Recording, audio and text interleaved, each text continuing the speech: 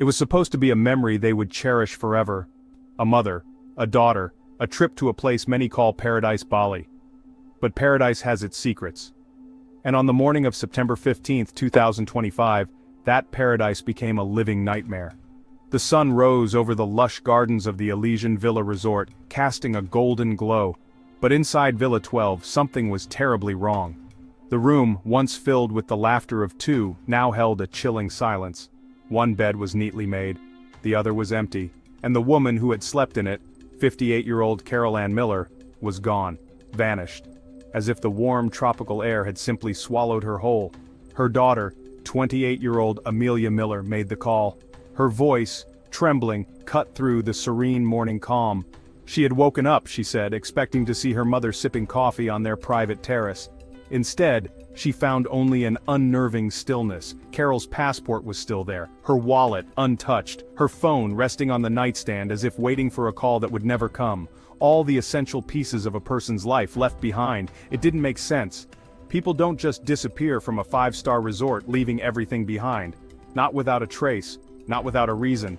And the reason, as it would turn out, was more shocking than anyone could have imagined. The local police arrived, their calm professionalism a stark contrast to Amelia's rising panic. They searched the villa, a place of stunning beauty now tainted by a sense of dread.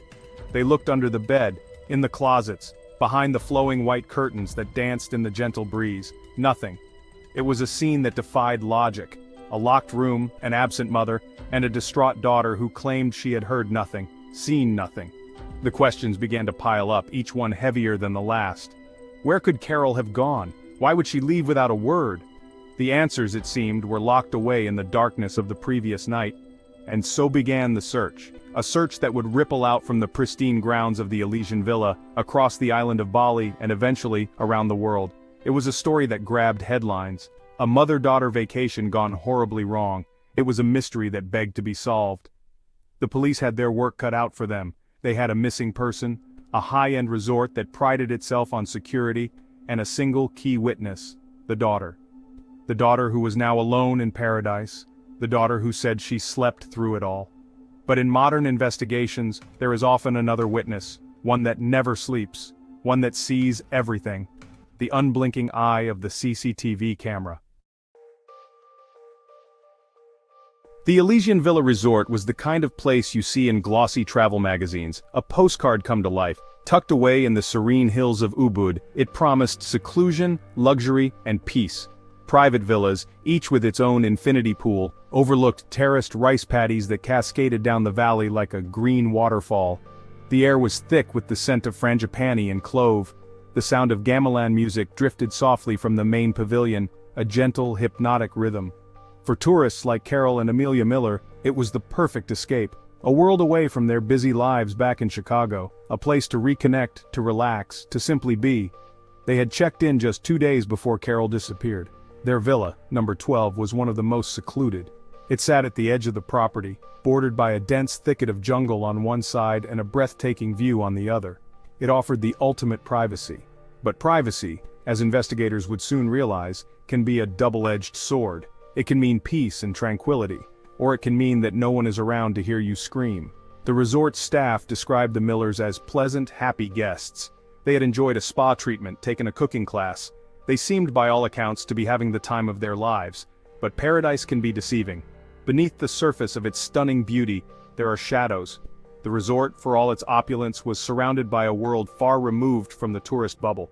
The winding roads, the dense jungle, the intricate network of local villages, it was a landscape that could easily hide a secret. Or a person.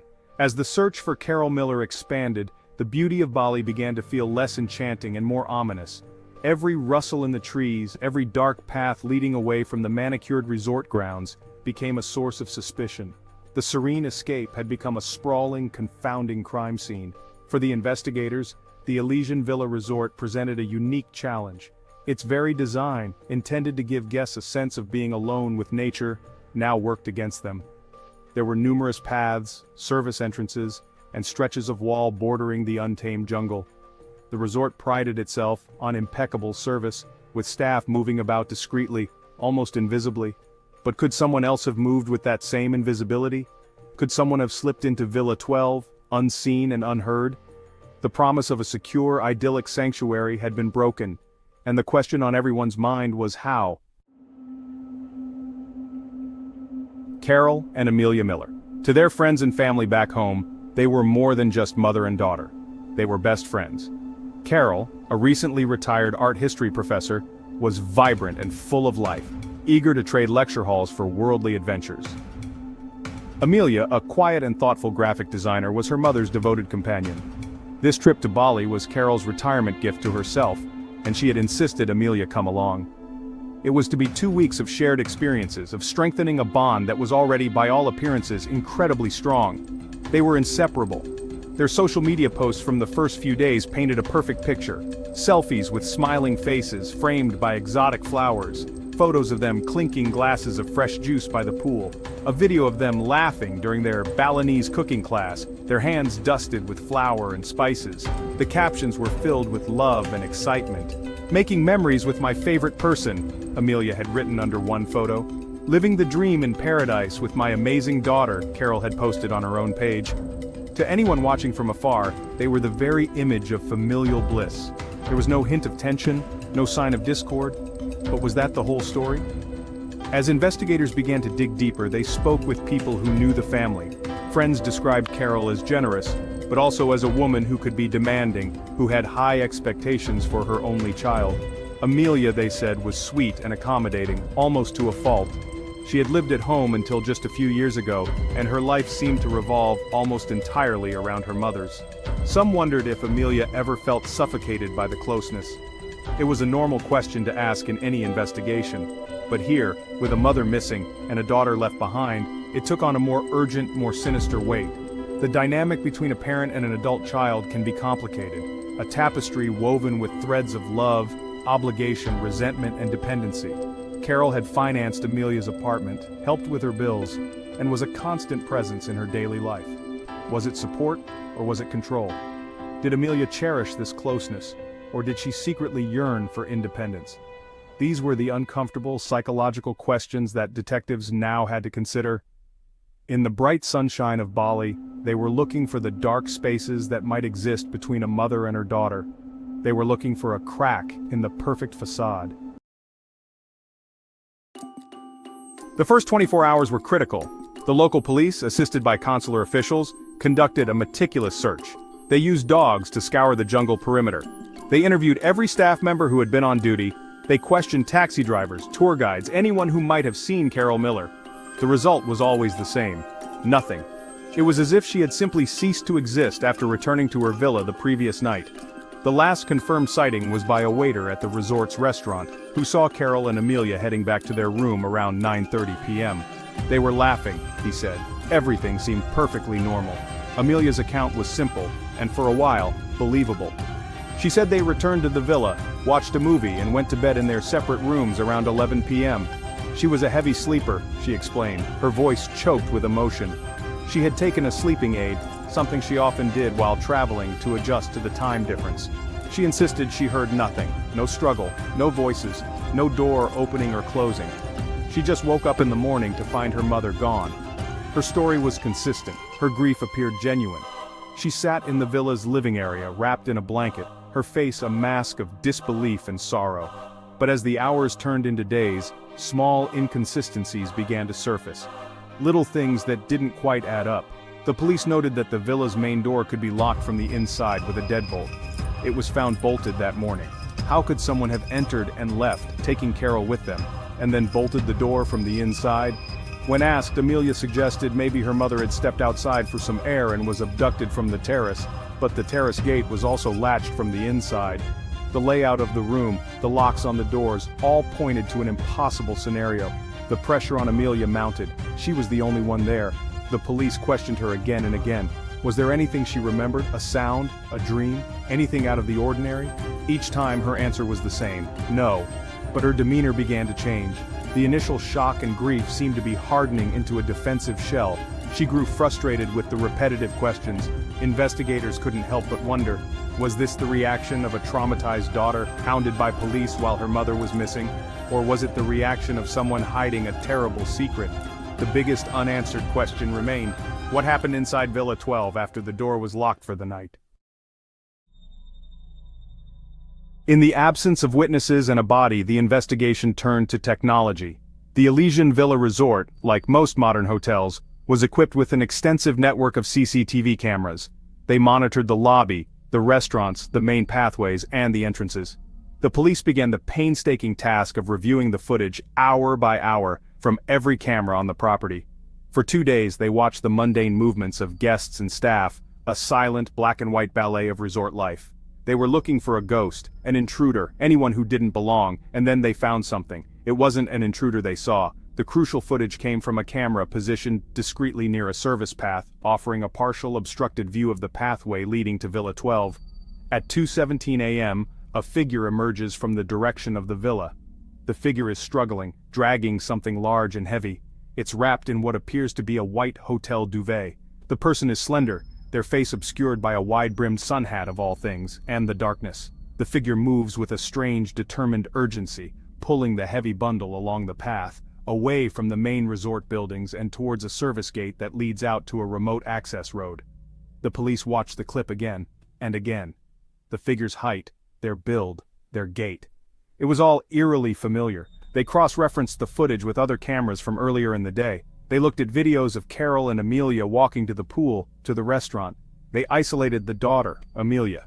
They put the images side by side. The person dragging the bundle was wearing loose-fitting dark pants and a long-sleeved shirt, but the build was undeniably similar. And the sun hat, it was the same distinctive hat Amelia had been photographed wearing by the pool just the day before. The realization was sickening. The silent witness had revealed its secret. The footage was grainy, the view was partial, but the implication was clear and horrifying.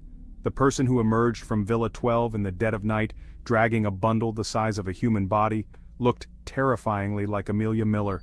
The sleeping aid, the locked doors, the claims of hearing nothing, it all suddenly clicked into place, forming a dark and damning picture. The investigation pivoted in an instant. It was no longer just a search for a missing mother. It was now, potentially, a murder investigation. And the primary suspect was her own daughter. Armed with the CCTV footage, investigators confronted Amelia again. This time they were not asking for her help. They were demanding answers. They showed her the grainy video, the figure in the hat, the heavy white bundle. At first she denied it. She said it wasn't her. It couldn't be her. She was sleeping. But her denials grew weaker, her composure crumbling under the weight of the silent, damning evidence. The grief-stricken daughter facade was gone, replaced by a cornered, desperate young woman. The whispers in the villa were finally given a voice, and it was a voice of shocking confession. The story that tumbled out was a tragedy of slow-burning resentment and a sudden, violent snap. Amelia spoke of a lifetime of feeling controlled by her mother, the constant criticism disguised as concern, the financial support that felt more like a leash. The trip to Bali, she said, was not a shared dream, but another of her mother's commands. That night, an argument had erupted. It started over something small, Amelia's career choices, but quickly spiraled, unearthing years of unspoken frustrations. Carol had allegedly delivered a final cruel blow, calling her daughter a failure, a disappointment who would amount to nothing without her. In that moment, Amelia told police, something inside her broke. She described a struggle, a push. Carol fell, hitting her head on the hard edge of the marble-topped bedside table. There was a sickening crack, and then silence. It was an accident, Amelia sobbed. A horrible, tragic accident. She hadn't meant for it to happen. Panicked, not knowing what to do, she made a series of terrible decisions. She waited for hours, sitting in the silent room with her mother's body. Then, fueled by adrenaline and fear, she hatched a desperate plan. She wrapped her mother in the duvet, dragged her out of the villa and into the darkness. The motive was not greed or a premeditated plot. It was something far more primal and sad. It was the explosive release of a lifetime of perceived emotional pressure. The suspect was not a shadowy intruder or a local criminal, but the person who had sat next to Carol at dinner, laughing and smiling just hours before her death. The daughter who had posted loving tributes online. The bond they had appeared to share was, in the end, a gilded cage. And on that fateful night in paradise, Amelia had finally, violently, broken free. But her freedom was an illusion, replaced by the bars of a much colder, more permanent prison. The case of Carol and Amelia Miller is a chilling reminder that the deepest darkness can hide behind the brightest smiles. It's a story not of a monster, but of a breaking point. A story of how love and control can become twisted into something unrecognizable, something deadly. The exotic setting of Bali, a place of spiritual healing and natural beauty, became the ironic backdrop for a profound human tragedy. The paradise that Carol sought for a perfect getaway became her final resting place, and for Amelia, the beginning of a lifelong sentence, both legal and emotional. She had escaped her mother's control, but she would never escape what she did. The legal proceedings were swift. Faced with the CCTV footage and her own confession, Amelia Miller was charged. The Balinese authorities, working with international law enforcement, pieced together the final grim details. Amelia had managed to haul her mother's body to a remote ravine not far from the resort, concealing it under a thicket of jungle foliage. It was a desperate, amateurish attempt at concealment, born of pure panic. Her initial performance as the grieving daughter was just that, a performance, an act she could not sustain when confronted with the unblinking eye of the camera. What are we to make of such a thing? A daughter, by all accounts loving and devoted, committing an unthinkable act against her own mother. Perhaps it speaks to the hidden pressures that exist within families, the silent resentments that can fester beneath a surface of love and obligation. It's a cautionary tale about the complexities of the human heart and the dangerous power of unspoken truths. The vacation photos will forever remain online, a ghostly digital archive of a happiness that was, perhaps, never really there to begin with, a curated illusion that shattered in the most violent way imaginable. Today is September 22, 2025. Just over a week has passed since Carol Miller vanished into the warm Balinese night. The Elysian Villa Resort is still open, its infinity pools still shimmering in the sun. But for those who know the story, a shadow lingers over Villa 12. It's the shadow of a terrible secret, of a bond that broke instead of bent, and it's the shadow of a daughter, now thousands of miles from home, who will forever carry the burden of that one shocking night. A night when paradise was lost.